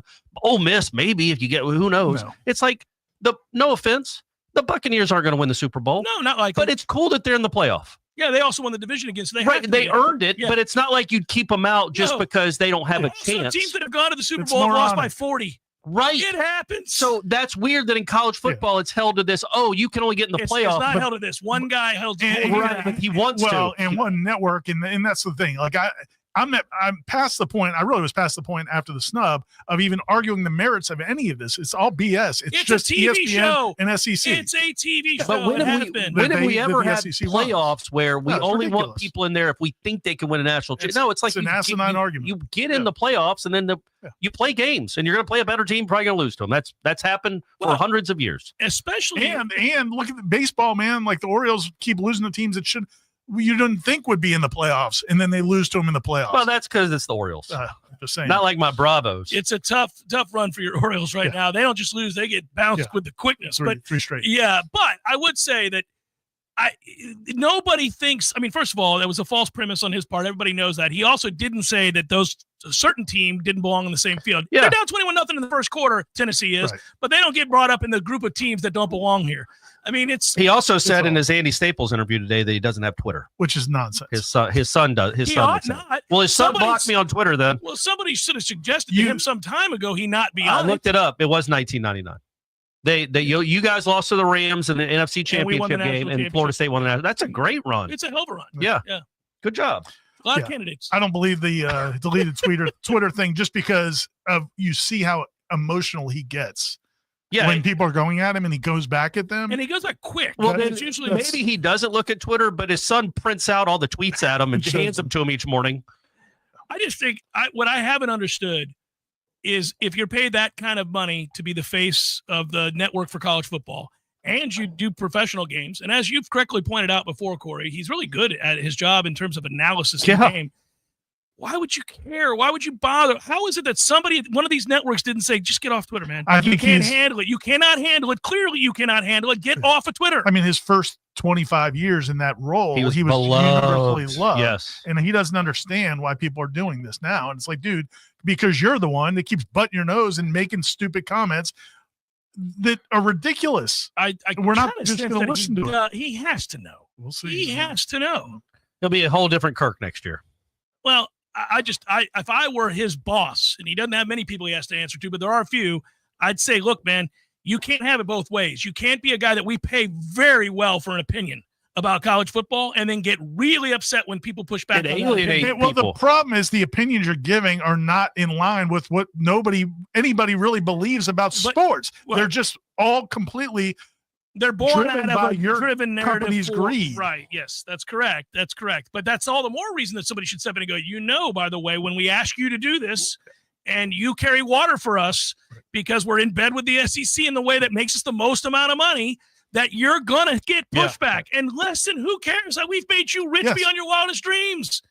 Yeah. And if your conscience is getting the best of you, well, then that's a different thing. Then maybe don't do it. Maybe don't do it. Maybe we have to have a different discussion. Because by the way, Reese has to make those comments. And he would. But by the way, what's crazy to me is not everybody at that network follows the company line that way because they're also not paid the most the way that he is to do so. So this is part and parcel of the job. Either you have the stomach for it or you don't. Well, he doesn't. Well, then don't take the money and walk away. Well, I mean, okay. It's kind of We'll that see. simple. Well, I'm just saying that at some point, though, it's going to circle back in a way that Well, won't it's be- going to be it's already ugly. It could get really ugly. The by dog time it's done. photos and videos helped him for a little while. Well, people got mad at me for calling that fake service dog what it was. Marlon writes, Happy New Year, Gents and Ira. Looks like Thanks, Marlon. taking shots. Thanks, Marlon. Looks like Mike is back to getting substance over flash in the transfer portal. Now it may be way too early, but with all the changes to the staff and looking at next year's opponents, would 9 wins and a trip to Charlotte not be in the cards for the Noles? I mean, you look at the schedule, and it's not daunting. Obviously, Alabama's daunting, but they'll get rid of that game soon enough and replace it with who? UTEP, Rice, somebody like that. Somebody who didn't lose 4 games But they last year. They don't have to go to Notre Dame. They do have to go to Clemson. They do have to go to Florida. Those are going to be tough because they both have good quarterbacks. Other than that, Alabama scares you. Everything else is like it's at Virginia. It's at Stanford. But every game will scare every Nole fan going into this upcoming year, and understandably. But also, it's so hard to do this in January because last year, if you'd have told us, man, they're going to play, they play 4 10-win teams? 2 playoff teams? Like it was a much tougher schedule than we thought. Well, we thought it might be tough. It was tougher than we even thought. To a degree, but a bunch of those teams were not good teams. Correct. They should have beaten them. You should have. They would have been normal Florida State. A normal Florida State team beats SMU. They beat BC. They beat Georgia Tech. They beat, I mean, it's just that what happened last year was I think we were right to think they were going to do well against that schedule based on that schedule. Well, we didn't realize how bad they would be. And also the way that it played out, the way it's set up with the guys falling where they did when you played the games. Yeah, Georgia Tech first was not ideal. But the schedule doesn't scare if you got Georgia Tech when Haynes King was hurt, it might have been different. But what I was saying, like, the reason we thought they'd be good is I thought it spaced well. Right. Other than that first game being weird overseas and all that, I really thought, well, you kind of catch some breaks here. You get a little time between that and BC. I just, obviously none of us thought that they were going to be that. But I think it's more likely that this team will be more like what we expect it to be, based on the fact that so many of these guys have played on the college level and produced on the college level than what we saw last year. And I also do have much more trust, in this fairly or unfairly, in the coaching staff. Well, I would say this: A, you should, and B, I think if you look at what they are trying to do schematically, which is run the ball, you're going to shorten games. You'll beat teams that you're better than. You'll have opportunities in that sense just to maintain the football. I mean, they were so bad on offense last year. They put their defense in impossible situations, and it was not in defense. I mean, think about that Duke game. I mean, that's just, it's the stupidest thing in the world. I mean, it's like Literally, literally if you only turn over 2 times in 2 straight plays, you win the game. If they had punted on first down every time, they probably win the game. They'd still be playing. Yeah, They'd be in overtime 412. It was something to behold. I don't think that it is And Duke won 9 games, right? Yeah. I mean, they would have won 10 if they had knocked off Ole Miss, but alas. And that would have been the second time in their history. For 10 wins? Yeah, Yeah. something like that. But That tracks. But yes, it does. The point would be, though, that there was so many things wrong. I don't know that we'll ever see that again at FSU. I shouldn't say never, but it doesn't seem likely. It's like if who's always pretty, like it would be like the Steelers going 2-15 one year. Yeah, right. I mean, they're always pretty good. Well, they make Like, I know playoffs Florida every year. State had the bad COVID year, but other than that, even their bad years were 6-7, 7-6 in that area. To go 2-10 is outlandish. It's outrageous. It's You're not I was trying to think of another. You're not going to outward. stand for it. Yeah. I couldn't think of another one. Outlandish and outrageous. They didn't And land. we're not They going to do didn't it land again. on Plymouth Rock. Plymouth Rock landed on. That's right. Yeah. Gentlemen, what are you looking forward to more? Malzahn's offense with a career average of 447 yards per game, or Tony White's physical and aggressive 3-3-5 scheme? You know what, man? I'm going to go with the offense. I need to see just positive offensive plays. I need to cleanse my eyes Your and my palate. mind. I'll and take my- some from 42 what we 40 saw games. last I don't want them. I'll take some 42 to 40 games. I'm actually looking much more forward to the defense. I was critical even when they had a good year on defense of Adam Fuller's defense. I wasn't a big Randy guy. There have been some things that I didn't like. We had a former defense backs coach that moved it along, and I was in favor of that. There have been a lot of problems on this defense that didn't speak to a great level of coordination. Certainly miscommunication was commonplace when they didn't have 10 NFL players on that side. So, I look forward to a coordinated effort. I know that there are going to be some personnel issues on that side of the ball. So the results may not be what I want initially, but I think they're going to play physical. I think they're going to play downhill. I think they're going to play fast, and I think they're going to be probably fairly unpredictable on third down as to where the pressure comes from, which is antithetical to what we saw a year ago with Florida State's defense, who couldn't get off the field on third down, and everybody knew what was coming. What's the opposite of antithetical? How would you say that word? Thetical? Is thetical a word? I'll have to look it up. Okay. I don't think thetical's a word. Then how do you have an antithetical? We gave the answers, Garrett. I'm looking for Corey didn't give his answer. Offense? You're always an offense guy. Well, I mean, after last year, you kidding me? No, but you are in general. Correct. Yeah, yes. Yeah. All right. Tom writes, gentlemen, now that FSU has a new player named Squirrel, has Corey entered the transfer portal? No, I'm looking forward to getting over this. This is going to be the cathartic moment. Yeah, covering a squirrel that does good things. A squirrel we can cheer for. Right. Panama Noel just wanted to say nice things to us and said that they hope we all have a wonderful new year and thanks for everything we do. Thanks, Panama Noel. Thank you. FSU alum writes, with the current landscape of NIL, how much of a factor is the student part of student athletes classes? Students drop ad, all that stuff. When is the drop ad? This week. I mean, I think through Thursday, I think. Maybe they could go to the registrar, like the administration or Alford or Battles in, and be like, drop ad should be middle of February.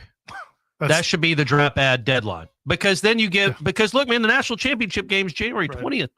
Well, by the way, so January 25th should be drop ad. Yeah. If you're trying to win football games What and are you we have a shot trying at to one of do, those Ira? guys, absolutely. Because who are we kidding? Not all, but I'm many of gonna the guess guys that are playing football for big-time colleges trying to win national championships are not there because they're worried about the academics. I'm guessing there's a reason why universities do have a calendar and drop ad when it is, like, and not open-ended for 3 months. Drop ad is I'm it's in But quotes. I'm just guessing there's a reason. But I'm also guessing that many schools would find a way. Oh, I mean, you can make exceptions. Yes, I think you could too. Yeah. For example, if Jeremiah Smith wanted to come to Florida State, sorry, Jeremiah. Next semester, maybe. Yeah. Screw Ira's hard deadlines. You're getting in, my man. You're getting in just fine. Don't worry about making up what you missed either. We're good. We're good. It's You can take some correspondence classes. Yeah, we'd figure it out. Tom says he's another Tom, cautiously optimistic about the wide receiver room, but he does wonder, are there any new additions capable of catching a punt? Yes. The squirrel. The The squirrel. aforementioned can catch punts and does so with gusto. Which is great. It's not a timid effort to catch a punt. It's a gusto laden. And it's ironic because all the punt returners they've had, really, it seems like since Greg Reed, they look like squirrels trying to catch punts. They're like, they just like jerk everywhere. They run 2 yards this way, bounce this way, look up in the air. Yeah, they're a little discombobulated. Yeah. They look like they're frenetic. So it's good that they have a squirrel that can go catch punts. Thinking about that too, by the way. I mean, remember 3 years ago, I did the story, the 2021 season. They lost like 200 yards on just letting punts roll. And when you're not good anyway, losing 200 yards is kind of a big deal. I just remember this goes back a ways across coaching staffs. I mean, Rashad Green couldn't catch a punt to save his life. He used to drive me nuts, and he fumbled the one against Clemson, and it changed the game for the moment. And I was saying that's going to happen. You could see guys when they look uncomfortable trying to catch a punt. Come on, man. Stop rolling jokers out there who don't want to do it. Kenny Shaw was the last. Well, there's got to be somebody we're not thinking of. But Kenny Shaw in 13 was he was born to catch punts. He never looked. Yeah, Greg Reed, we were spoiled. I mean, yes, he was incredible. He was not just the returns and everything. He would go catch everything. Because there's a rule that says they can't hit you while you're trying to catch it. Now, occasionally somebody breaks that rule. I got it. But the chances are nobody's touching you. Go catch the damn ball. It is weird, though, man, because you'll see other kids at other schools who will just catch it cleanly and easily, and it's not even like a second thought. Like they're not even trying. Right. To catch Coaches it. the coaches aren't even watching it. They're like, well, Smith's going to catch that, and they're diagramming something. Literally, I slowed it down. I almost did a frame-by-frame thing to post on Twitter. If I cared enough, I would have.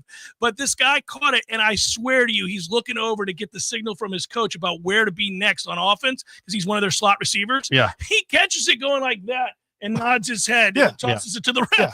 I'm like, my man didn't even see that ball into his hands. Yeah. People are sprinting right to him, and he's just like, Florida State, it is hard to do. I feel like there should be like 2 or 3 reps at practice. Like you're trying guys out. They get 2 or 3. Remember, like LT wanted to Tofield. We all love Lawrence Tofield. We do. But that was Tofield rough. fans. But man, it was like 2 weeks of practice. It's So like Keon- why do we need to? And it only Keon gets off was because Keon happened to be Keon there. never fumbled. Keon looked He solid. had one that he tried to pick up on a bounce or something. But he was very, very And he went out natural of bounds. catching the Yeah. ball. Looked like, yeah. But they had to do that. Yes. They had to go the 6'4" kid Yeah. because Well, as I understand it, he got sick of looking at it and asked him if he could do it. I can Yeah. do this. Let me just do it. Please. And by the way, he was good at it. Yeah, Pretty quickly. catching the ball. Because he's a really good athlete. Yeah, people in the chat are bringing up Willie Reed, Greg Reed, obviously, Peter Warwick, obviously, DJ We Matthews know was all good. the good ones. But even, I think I was thinking somebody else. Yeah, that was DJ good. Matthews was He- good. that's He a was good after one. Gregory. Yeah, DJ Matthews DJ was was good. pretty confident That's a catching good one. punts. Yeah, that was also made a big play on the road against Miami that we butchered. Yeah, almost won. Jesus. Let's drop him back on third. Oh, man. Good God, I'm still pissed about that. If tomorrow were ACC Media Days, writes Ghost Pepper Nate, who would FSU send? Well, that's a good question. Man, we were really excited about that group they sent last year. Daryl Jackson, probably. Mm, Maybe. maybe. I mean, if he you're- wants to go, he may Yeah. not want to go. Maybe. Is Shaheem still on the team? Castellanos will want to go. I'm pretty much every quarterback goes. Is Shaheem still on the team? Yeah. Yeah. Shaheem's 3-year starter. Yeah, Pretty big maybe. personality. Maybe send him. I think they'll send Castellanos for sure. Shaheem would maybe be a good choice. Did not have a good year last year, but maybe a good Who choice. did? I wonder if you could send Roy Dell just because he's a presence. I mean, he's a really good. strong, just a well-spoken kid. Well, I mean, he's really good to talk to. Is what Yes, I I was mean. going to He's say. joy to what? talk- No. He's really Yeah. good to talk Yeah. to. Yeah, he's. A I fun- forgot Roy Dell's still on the team. He is. Hey guys, I'm gonna look at the roster. I'm gonna figure out what team I'm talking about. I didn't know Roy Dell was still here. He only played 4 games before his Yeah. injury. Okay. All right. Okay. But Cool. I really like talking to him. To your Yes. point. Yes. Yeah, He's a joy big to talk to. personality. Yeah. He's cool. He's enjoyable. It's a good one. I We'll get back to you on that, but yeah, there's some possibilities. Richie Leonard, Castellanos is 100% Yeah. going to be one of the guys that goes. He's been in the ACC for 16 years. Yeah. And he'll be ready to roll. Plus, he has the backdrop of Malzahn's offense when he was at UCF. All the teams, all the different places. So there you go. Oh, George mentioned the other guy I wanted to mention, Leon Washington. Was great. Yeah. Well, 1, 2, 3, Leon Washington, a chant that I would give weekly on the Jeff Cameron show back in the day because we didn't. Well, they've had. I don't know if you guys know this. Another guy ghosting me, by the way. I DM'd Leon the other day, and he hasn't got back. Leon. I already think people are telling you something. Yeah, What's you going might. on You here? need to get the hit, buddy. Getting interesting, Well, hey, isn't one it? other Yeah. punt return, real quick, that I don't think anybody's mentioned or thought of. Deion Sanders. Oh, pretty good one. Pretty good one back in the day. Forgot all about him. Pretty good one back in the day. Name the game. Name something he ever did. I'm trying hard. It's tough coming to me right now, but he had some plays. T-Buck? Was T-Buck? T-Buck was a pretty good one too. Oh, yeah. Yeah, man, the best punt Definitely returners in T-Buck, history. but I can't recall anything. Deion did anything at all. Okay, I got you. T-Buck one. I like that one, Ira. Seminole Headlines 93.3 Real Talk Radio. Warchant TV continues in a moment. Dream it, plan it, do it. Brian Barnard's Flooring America offers a straightforward way to shop with our streamlined shopping. Finding the right flooring is simple. Visit our newly remodeled showroom featuring the Room to Explore shopping experience, where our knowledgeable staff will walk you through the steps. Our family has been serving the area since 1976 with a local staff of more than 35 people trained in flooring sales and design. We know floors and we know styles. Let us help make your home timeless. Brian Barnard's Flooring America, where friends send friends. This is Alex from Falmers. We've been buying gold and silver jewelry, fine watches, and other collectibles for over 45 years. But did you know Falmers buys and sells gold and silver coins, bars, and bullion? Don't get scammed online or pay high shipping and handling fees. Call or stop by Falmers for a quick and easy quote. No matter if you're new to investing in bullion or have been collecting a lifetime, Falmers is your local source for buying, selling gold and silver coins and bullion. Falmers, more than you might expect, with 2 great locations. As you probably know, Falmers buys, sells, and loans on just about anything of value. What you might not know is that when you buy something from us, we guarantee the total satisfaction of your purchase. Buy it, take it home, and if for any reason you decide you don't want it within 7 days, Falmers will give you 100% of your money back. And if you decide you don't want the item within 30 days, Falmers will let you exchange it for something you do want. At Falmers, we guarantee you're going to be happy with your purchase or we'll buy it back. Falmers, check cashing, pawn service, and sales. 2 times more than you might expect, with 2 great locations. Tallahassee is full of rich history and traditions. When you think of things that jump out in the minds of longtime residents, the state capitol, McClay Gardens, the Springtime Tallahassee Parade, FSU and FAMU Sports, the St. Mark's Lighthouse, St. George Island, and Paul's Termite and Pest Control. Paul's has been protecting thousands of people, their pets, their homes, and their lawns in the capital region for over 50 years. Locally founded and still locally owned and operated.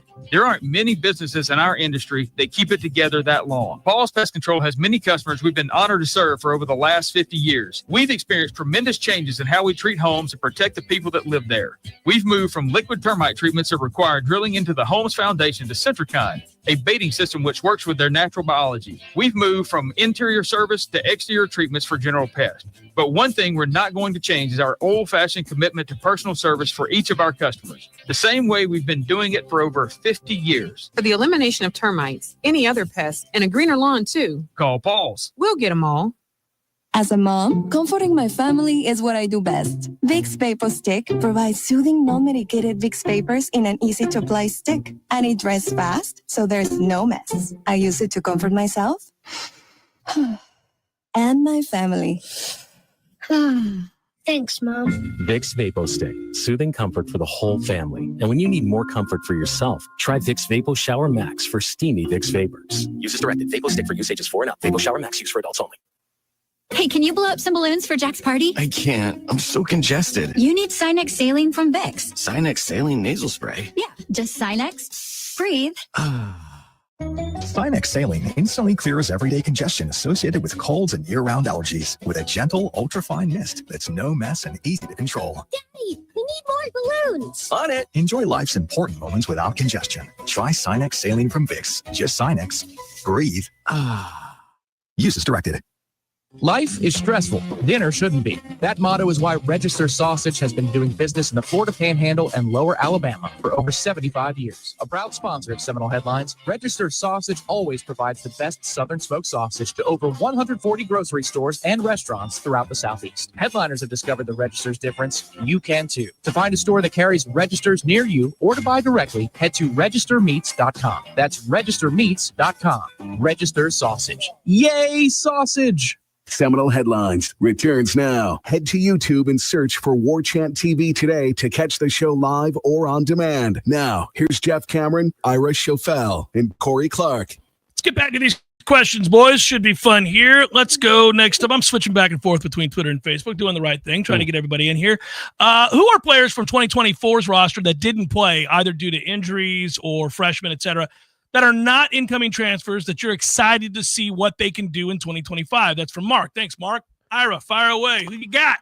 It's a good question. Man, it's tough. I think I'm going to go the young DBs. Okay, that's what I would have Charles gone. Lester. Agree with you. Kai Bates, Ricky Knight. Ricky Knight. How many plays did Ricky Knight make in practice? Yeah, he was a scout team some of the time. He was very Who's the speedster that got hurt that missed the year?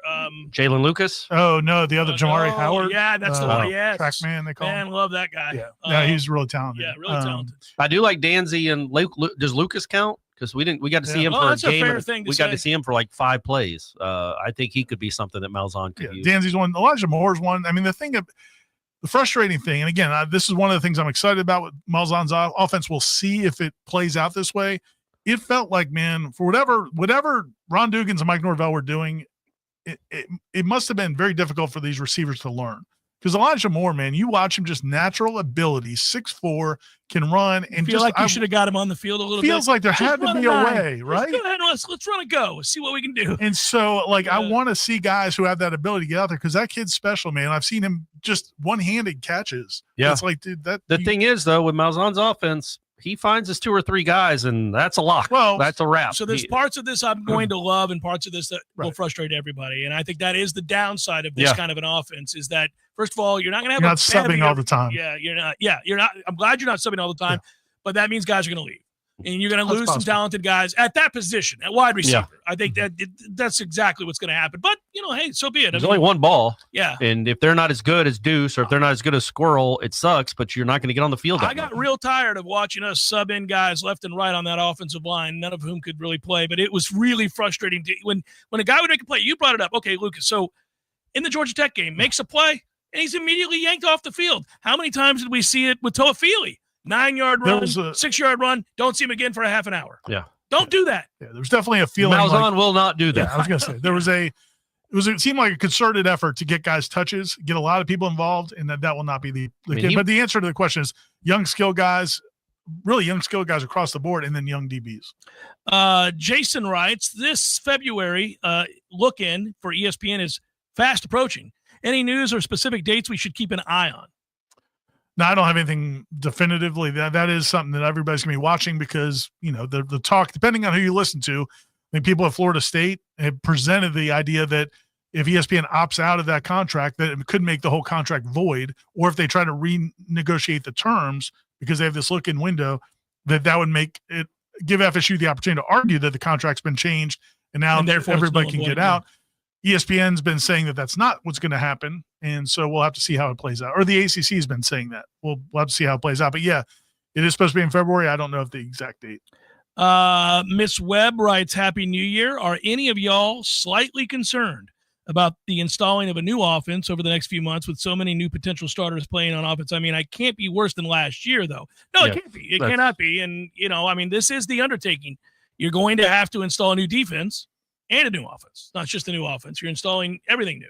I would be much more worried without the portal. Like you especially like on defense, you didn't recruit to a 3-3-5 defense up front all that much. There's different kind of body types you're looking for, but in the portal you go get whatever you want. Like it doesn't matter that this is what I got on the roster. I guess we'll try to make it work. Like Harlan Barnett did didn't he go to a 3-4? And they didn't have they hadn't been recruiting for a 3-4. This you can go get guys that can play in a 3-3-5, and on offense I feel like these guys are such veterans. The offensive linemen you're bringing in that they'll adapt to her pace. Yeah, man, that goes to my whole point. Like I think these coaches need to change how they coach and how they implement offenses and defenses because you're not going to have guys in your system for 3 or 4 years anymore. Well, you can't guarantee it anyhow. Yeah. So you've got to figure out ways to teach things quickly, get guys on the field, and this is the kind of offense which feels like it's more it's pretty simple. It's more about tempo and execution and having playmakers. I do think it's going to. Just as a football fan, it's going to lead to a very interesting conundrum, as it already has in some cases in the NFL. Like NFL coaches have lamented that it's harder now to figure out offensive linemen that come from college to the pros because many of them are running collegiate systems that do not in any way compare to what they're going to have to run, blocking scheme anyway, to what they're going to have to do in the NFL. But now you're seeing it across the board. Now, some of those schemes have been embraced by the NFL now. But you're going to have quarterbacks that are really good for an offense like this, but you don't know if they could play in an NFL offense because teams do not run the offense that Florida State's going to run next year in the NFL. They don't run it. They run elements of it, but they don't run that as their primary offense. And you can have a guy be an all-world player in that offense in college, partly because it is easy to teach, I think, and you can hit the ground running if you lose people, and you can replace them pretty quickly, to Ira's point. But, man, that's going to be tough for GMs to be like, and not that we care about that. I'm just saying that's going to be an interesting conundrum for NFL teams. But again, it goes back to that argument about losing Luke by bringing in Thomas and Malzahn. I feel like once you brought in Gus Malzahn and Thomas Castellanos, you're losing Luke. Yeah, 100%. But I'm fine with that. Hey, quick shout out real quick. Brock Glenn's still here, right? Yeah. We assume he's going to school. I like that he's still here. Because if Castellanos does get banged up and it can happen, he's a runner. I like Brock Glenn in this offense. I think he's not incredible, but I like having that kind of security blanket as a backup. Brock and Trevor Jackson. I think both of those guys will be good fits.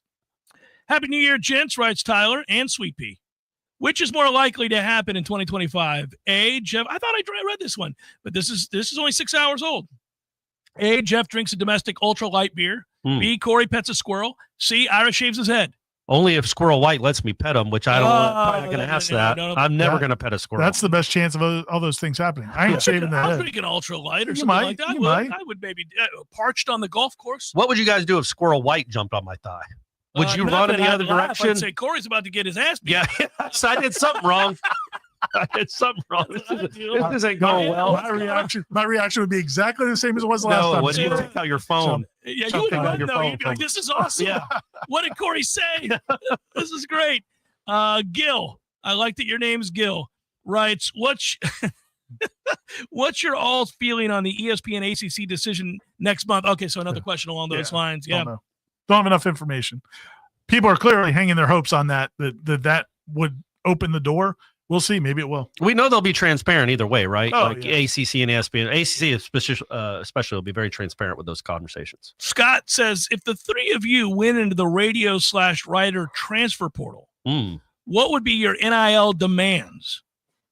He offers up a squirrel-free city for Corey. Right. Those don't exist. Bottomless Lagavulin for me. A VIP table at John the Baker. Oh, man. Yeah. Something different. I should have that.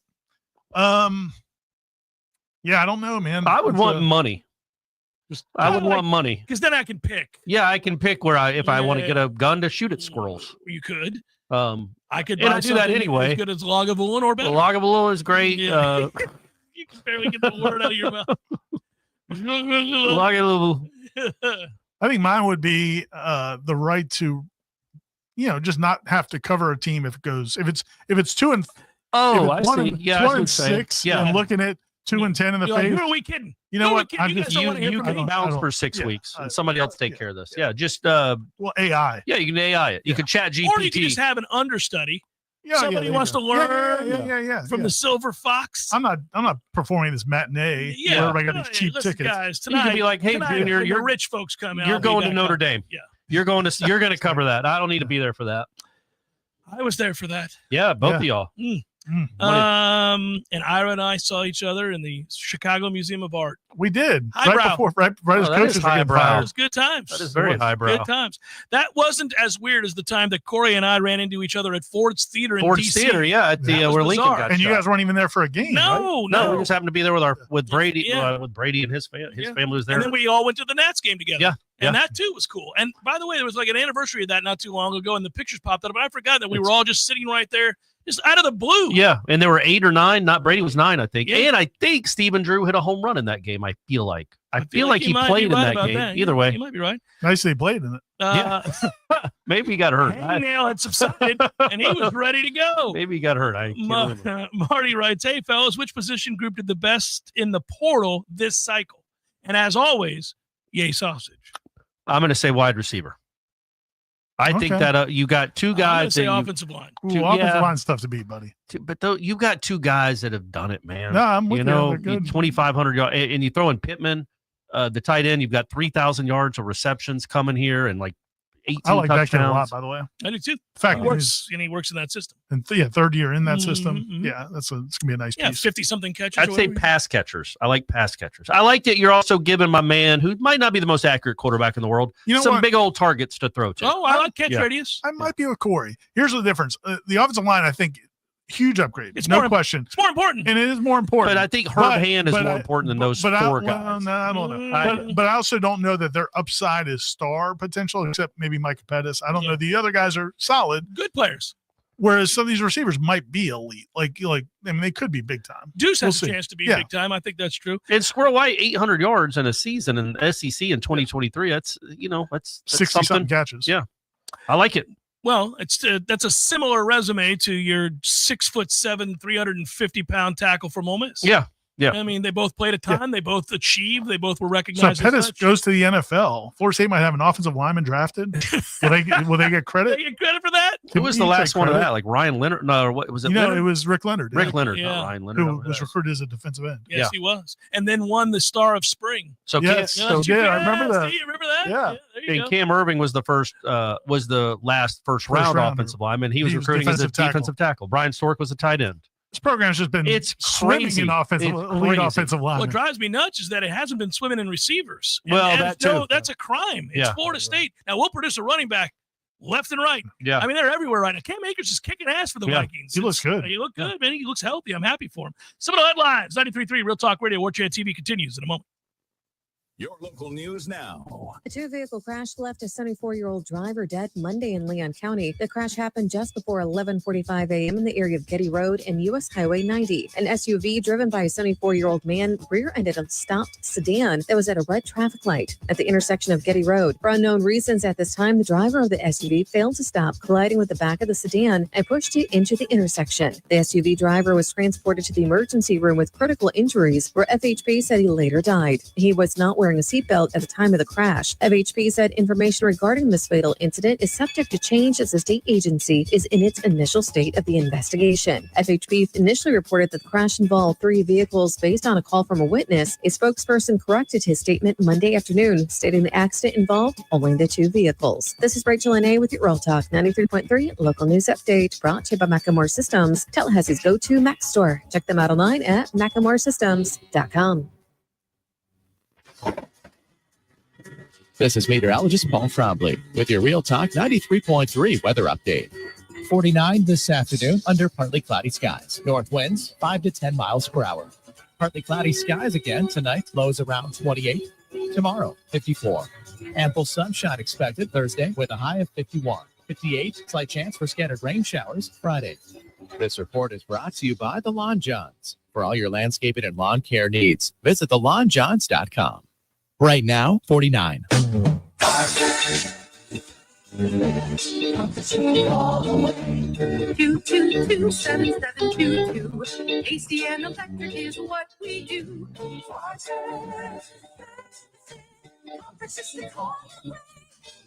Hi, this is Jeremy Parker, owner of Parker Services AC and Electrical. As we welcome the new year, I want to take a moment to thank you, our loyal customers, for trusting us to keep your homes in Tallahassee, Crawfordville, and the surrounding areas comfortable throughout the seasons. It's been our honor to serve you in 2024, and we look forward to providing the same dependable service in 2025. From everyone at Parker Services, we wish you and your family a happy, healthy, and comfortable new year. Here's to new beginnings and lasting comfort. 222-7722. Florida license CMC 050334 and EC 130144434. Life is stressful. Dinner shouldn't be. That motto is why Register Sausage has been doing business in the Florida Panhandle and Lower Alabama for over 75 years. A proud sponsor of Seminole Headlines, Register Sausage always provides the best Southern smoked sausage to over 140 grocery stores and restaurants throughout the Southeast. Headliners have discovered the Register's difference. You can too. To find a store that carries Registers near you or to buy directly, head to registermeats.com. That's registermeats.com. Register Sausage. Yay, sausage! Seminole Headlines returns now. Head to YouTube and search for Warchant TV today to catch the show live or on demand. Now, here's Jeff Cameron, Ira Schofel, and Corey Clark. Rolling on Big River. Let's keep it going. Trailer Swift. I know the portal was needed to fix 2 and 10. Is also the reason for 2 and 10. Mike is clearly addicted to the portal. Is he attending support groups? Is there a plan to wean him off of the portal eventually? Has Gus and Tony White held an intervention about the portal? Portal Anonymous. There's a 12-step program. Well, it is a vicious cycle because if you suck, you got to go get portal players. Right. And they did when he got here, and he had to do it. And it was the right thing to do, and they won a bunch of games because of it. Then they started sucking, and they didn't have Yeah, a but backup. if he hadn't gone to the portal last year, it's not like they were poised for an 8-4 season. No, but they wouldn't have gone 2 and 10. Maybe. He completely missed it. No, but I'm saying it's not like he had a great one coming up in the system that he did. But he built an offense around the big arm, stretching the field, run the ball, play action, that whole thing. It was a miscalculation based on who they went and got in the portal. And because the theory being, and I agree with this theory, that if they didn't go into the year with expectations of maybe being a playoff team, that's correct, the overwhelming pick to win the ACC, then maybe they don't crater the way they did once they lost to Georgia Tech. I think in a weird way, the snub was the resulting effect. When people ask about the snub, it's that they refuse to have a year in which they step back. Yeah, after getting snubbed like that. Yeah, right. I think that's partly the legend of the snub. I have a hard time thinking Brock Glenn was going to get them to like. Yeah, I don't know. No, but they could have gone 7 and 5. I don't know with Brock. I don't know, man. Buddy. I don't know. It's still the same offensive line. No, I don't know. I mean, it's hypotheticals. But what I would say is this: like, if you're going to go back when we look back at Mike Norvell's tenure, however it ends up playing out, in that 23 to 24 year range, it's fair to say they should have gone more high school and less portal at that point. But I think circumstances affected all that. 2023, they did it because they got the chance to, like, you've got Jordan Travis coming back, Jared Verse coming back. You feel like you've got this window. Yeah. So let's bust through this door. Let's get into the national championship game. And so that's what they try to do. And then 2024, like your point, maybe they don't do all that, but you get snubs. Now you do it again. But in hindsight, they should have gone a little bit more heavy in high school. But now at this point, you have no choice. You got to get back. Oh, and now they have to do it. There's no getting around that. And I also just think like it's fair to say that it's nuanced. The whole discussion's nuanced. Right. It's not all of one or the other. And look, at the end of the day, you're always going to take some portal kids unless you're Dabo, but that's what you're going to do, and you should.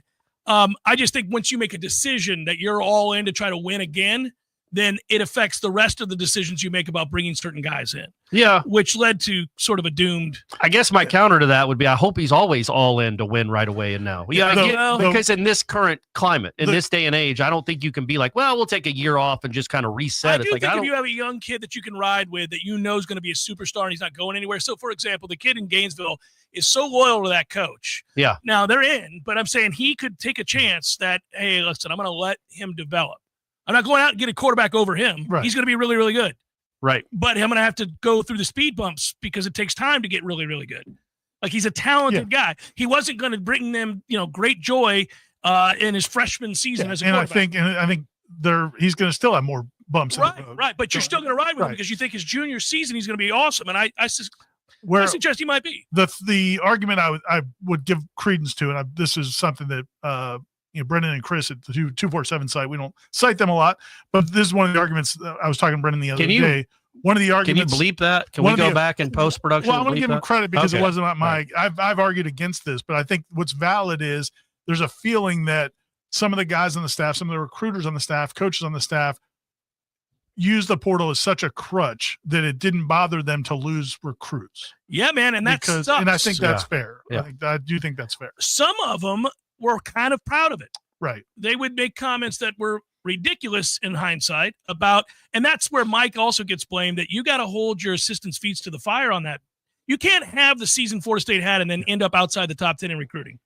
Can't. And you're talking about 2 years ago. Yeah. Not this year. Yeah, no. 2 years ago. No, Yes, when you have a 12-0 regular season, yeah. You better cash that in with an elite, and you didn't come close to that. And that's because there wasn't demanding of those assistant coaches. What is Tom will go back later and delete that. Okay, thanks, Tom. Yeah. Walker writes, what's a logical outlook to have for this year's baseball team? Oh, really freaking good. National championship. Really good. Yeah, I mean, try to go back to the College World Series. You don't let Jamie Arnold pitch till middle of May. Right. And just a couple innings here and there, get them ready for Omaha. Corey, when did you get to be so damn scared? Scaredy cat Corey. This guy here, man, scared to Definitely death not about playing against good players. SEC doesn't want to play teams. good teams. Yeah. Doesn't want. Come on, my man. Well, I'm just worried that apparently he's not even good enough, Jamie Arnold I'm talking about, to even strike this guy out on 10 pitches. I said I would. I know. You would foul off a ball. I said I would foul off it's like, maybe he's not as special as I thought. He might be 1-1 if By the way, that actually sparked fun debate because a bunch of people I talked to afterwards were on both sides of it. Yeah, I definitely heard. Yeah, both people were like, well, foul tipping on a strike that you know is coming and can't hit you. All you do is throw your hands at it, guys. Just throw your hands at it. If he's living at the top of the zone, good luck. I'm just saying, throw your hands at it, Corey. It doesn't have to be a real swing. Doesn't have to be like you're trying. That kind of defeats the purpose of the game. No, it doesn't. That was not the hypothetical. You can't bunt, but you don't have to take a real swing either. You could throw your hands at it, man. Okay. You're staying alive. Back to the question. They're going to be really good. The pitching staff is going to be elite. They think maybe as good as anybody in the country. Jamie Arnold may be the best pitcher in the country. Might be the first overall pick if he pitches well. Offense is going to take a big step back. You lost so many good bats. You lost Tibbs and Ferrer and Cantu and you're not going to be winning 12-4 very often, but you should win a ton of baseball games. Softball teams should be very good too if they can get better pitching than last year, which they should be. Better than Oklahoma? I mean, yeah. Oklahoma's about to hit a gully, I think, a ditch in softball. It'll mirror Alabama's gully. Yeah. Yes. It's happening. Yeah. It's parity everywhere, man. They hate Kalen DeBoer in Tuscaloosa. That bum. Yeah, he lost 3 games. Yeah. Lost 4. Did he lose 4 games? He's 4. Yeah. Thanks for the 3 points against Oklahoma. He lost to Michigan without Michigan's 4 best defensive players. Five crazy. Best defensive players. That's and their quarterback did start at Alabama. Yeah. So the logical outlook for the Noles baseball team is Omaha, probably a ring. Logically. I think logically that's a ring. Right? Odds are, right? Yeah. You can't keep missing out on it. Does the current ACC dumpster fire with 2 football bowl wins and yucky round ball results help FSU's court case? I tell you what, the basketball thing is outrageous. You got bad. And outlandish. I don't want you. Yes, but now that we've seen it, holy cow!